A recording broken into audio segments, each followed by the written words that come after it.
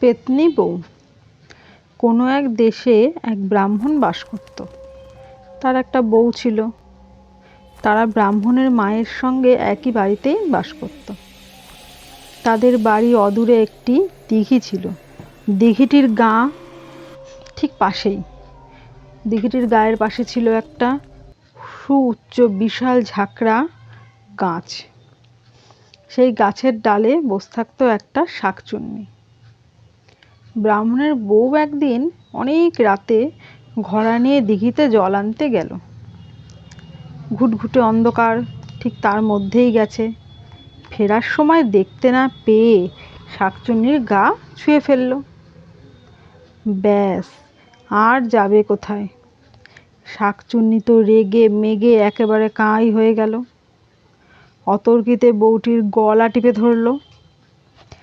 এক ঝটকায় তাকে একবারে গাছের ওপর তুলে নিয়ে গেল। গাছে একটি বড়সড় কোঠরে বউটিকে লুকিয়ে রাখল। এইবার শাঁকচুন্নি ব্রাহ্মণের বউয়ের কাপড় চোপড় পরে, শাঁখা চুড়ি হাতে দিয়ে রীতিমতো বউটি সেজে ব্রাহ্মণের বাড়ি ঢুকে জলের ঘড়া কাঁখে নিয়ে এলো। ব্রাহ্মণ বা তার মা কেউই একরকম অদল বদলের কথা কিছু মাথায় আনতেও পারল না, কিছুমাত্র বুঝতেও পারল না। রাত্রি নির্বিঘ্নেই কাটল। সকাল হলো। বউয়ের চালচলন শাশুড়ির কাছে কেমন যেন একটু অস্বাভাবিক মনে হলো। তার বউটি ছিল প্যাকাটির মতো রোগা, খুবই দুর্বল। সব কাজকর্ম যেমন ঢিলেঢালাভাবে করত। আজ সে বউ কিনা হঠাৎ কেমন চটপটে হয়ে গেল, মুহূর্তে এক একটি কাজ চোখের পলকে সেরে ফেলছে। ব্যাপারটা কি? আসলে ব্যাপার সম্বন্ধে বুড়ির মনে কিছুমাত্র সন্দেহ হয়নি, বরং হঠাৎ বউয়ের কর্মতৎপরতা বেড়ে যাওয়ায় বুড়ি বরং খুশিই হয়েছিল। দিন যতই যায় বুড়ি বউয়ের ব্যবহার ততই অবাক হতে লাগলো। রান্নাঘরে ঢুকতে না ঢুকতেই রান্না করে ফেলছে, রান্না শেষ হয়ে যাচ্ছে। আবার এমন দেখে পাশের ঘরে কোনো জিনিস আনতে বললে সেখানে হেঁটে যেতে যতখানি সময় লাগে কথার চেয়ে আগে সে ফেটে ফেলছে। ব্যাপার স্যাপার দেখে বুড়ির চোখ দুটো কপালে ওঠার উপক্রম। বুড়ি বউকে এ ব্যাপারে কিছুই বলল না, ধৈর্য ধরে রইল দেখার জন্য যে ব্যাপারটা কি হচ্ছে। ছেলে কাজ সেরে বাড়ি ফিরলে আড়ালে নিয়ে নিচু গলায় বলল, এবার থেকে মা ও ছেলে উভয়ই বউয়ের ওপরে নজর রাখবে। বুড়ি একদিন দেখল বাড়িতে আগুন নেই। তখনকার মানুষ দেশলাইয়ের কথা ভাবতেই পারত না। তাই কারো আগুন নিভে গেলে অন্য বাড়ি থেকে চেয়ে চিনতে এনেই তাকে কাজ চালাতে হতো। বাড়িতে আগুন নেই, বউও মুহূর্তের জন্য বাড়ি থেকে বের হয়নি। অথচ আশ্চর্য ব্যাপার, হঠাৎ দেখা গেল রান্নাঘরে উনুনটি দাউ দাউ করে জ্বলছে। ব্যস্ত পায়ে শাশুড়ি ছুটে গিয়ে রান্নাঘরের দিকে গেল। দরজার কাছে পৌঁছেতেই সে থমকে দাঁড়িয়ে পড়ল। নিজের চোখ দুটো যেন সে নিজে হারিয়ে ফেলল। নিজের চোখের কথাই সে বিশ্বাস করতে পারল না। দেখছে কাঠের পরিবর্তে তার বৌমা নিজের ইয়ার লম্বা লম্বা আঙুলগুলো গুজে উঠোনে আগুন জ্বালিয়ে দিল। কপালে হাত দিয়ে বুড়ি দরজার পাশে চুপটি করে বসে পড়ল। পর মুহূর্তে নিজেকে সামলে নিয়ে গুটি গুটি পায়ে নিজের ঘরে চলে গেল। সে তো ভীষণ ভয় পেয়েছে। আতঙ্কে তার হাত পা যেন তার পেটের ভিতর সিদিয়ে যাওয়ার উপক্রম। ছেলে বাড়ি ফিরল। বুড়ি হন্তদন্ত হয়ে ঘরে গিয়ে সব কথা খুলে বলল।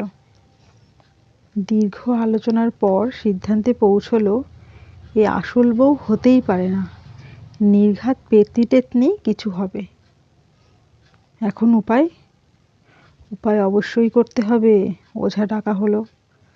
ওঝা ভেবেচিন্তে বলল, সবার আগে দেখা দরকার উনি আসলে মানুষ নাকি পেতনি। এক টুকরো হলুদ আগুন ধরিয়ে ওনার নাকের কাছে ধরতে হবে, তাহলেই বোঝা যাবে। ছেলে বা মেয়ে যেই ভূত হোক না কেন, কোনো কোনো ভূতের পক্ষে হলুদ পোড়ার সুগন্ধ সহ্য করা সম্ভব নয়। কার্যত তাই হলো, যা বলা তাই। হলুদের টুকরো পুড়িয়ে বউয়ের নাকের কাছে ধরতেই বিকট আর্তনাদ, সে সেখান থেকে পালিয়ে যাওয়ার চেষ্টা করলো। আতঙ্কে তো সবার হাত পা থরথর করে কাঁপতে লাগলো। এবার আর কারো মনে কিছু বিন্দুমাত্র সন্দেহ রইল না, এ যে ব্রাহ্মণের বউ না, সাক্ষাৎ ভূত। মা ছেলে দুজনেই বুঝতে পারল। পেতনি বউ ছুটে পালাতে চাইলে ওঝা এক লাফে তার চুলের মুঠি ধরে বলল, তুই বল কে, এখানে কি করতে এসছিস? কে তুই বল? বউ মাথা নিচু করে দাঁড়িয়ে রইল, টু শব্দটি করল না। ওঝা পা থেকে চটি খুলে পেতনি বউয়ের আঁকা পাঁচতলা এলো পাথারি মারতে লাগলো।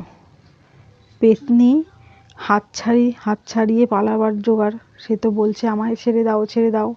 শেষ পর্যন্ত অতিষ্ঠ হয়ে নাকি সুরে বলতে লাগলো, ওস্তাদের বেটা ছেড়ে দে, সবাই আমাকে মারছিস কেন? গা থেকে ছাল চামড়া ছাড়িয়ে নিলি দেখছি। ওরে বাপরে বাপ, কি সর্বনেশে কাণ্ড বাঁধল রে বাবা। বিশ্বাস কর, আমি আদেও খারাপ টারাপ কিছু করতে চাইনি। সর্বনেশে কাণ্ড বাঁধালি রে বাবা। নির্ভেজাল শাকচুন্নি আমি। দীর্ঘদিন ধরে ওই যে বেলগাছটা রয়েছে, ওখানে আমার আস্তানা। আমি বামুনের বউকে ওই গাছের কোঠরে সিঁধিয়ে রেখেছি। ওই হাতছাড়ি রাতের বেলায় হতচ্ছাড়ি আমায় ছুঁয়ে দিয়েছিল কেন? তাই তো আমি সুযোগ পেয়ে গেলাম। কেন সিঁধিয়ে রাখবো না বলতে পারিস? বলেই তো দিলাম, যা এবার কেউ গিয়ে ওকে নামিয়ে নিয়ে আয় গে। আমায় আর মারিস নে বা, আবার মারিস নে, পরানটা আমার যে বেরিয়ে গেল। শাকচুন্নিকে ওঝা তবু ছাড়ল না। ব্রাহ্মণ এক ছুটে দিঘির ধারে ওই বেলগাছের কাছে গেল। গাছে উঠে কোঠরের ভেতর থেকে আধমরা বউকে বের করে বাড়িতে নিয়ে এলো। ওঝা এত সহজে শাকচুন্নিকে ছাড়বার পাত্র নয়।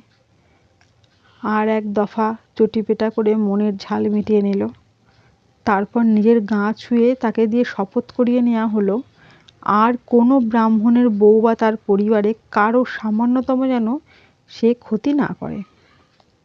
কাজ শেষ করে ওঝা মন্ত্র খুলে ওকে মুক্ত করে দিল। বউটা বেঁচে গেল, আর শাকচুন্নি সেইখান থেকে চলে গেল।